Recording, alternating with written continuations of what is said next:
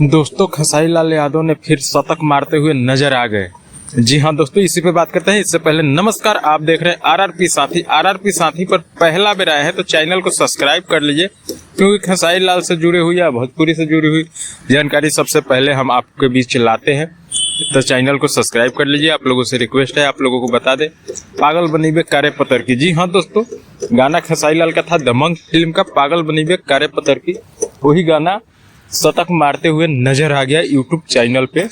जो गाना था फिल्म का और बवाल गाना था, ये आया था तब भी तहलका मचाया था।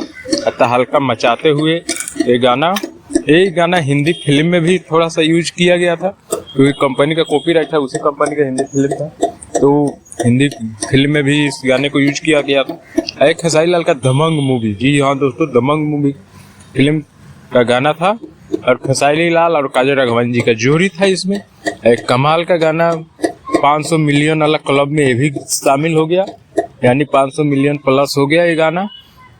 तो आप सबका प्यार है कि खेसारी लाल लगातार शतक मारते हुए नजर आ रहे हैं और खेसारी लाल के आप लोगों को प्यार बहुत ज़्यादा मिल रहा है। तो यही जानकारी था, तो आप लोग को देना सही समझे। चैनल पर नए आए हैं तो चैनल को सब्सक्राइब कर दीजिए। हमारा यही रिक्वेस्ट रहता है आप लोगों को कि भाई के चैनल को सब्सक्राइब करिए। और चलिए मिलते हैं फिर कोई नया अपडेट की ओर से।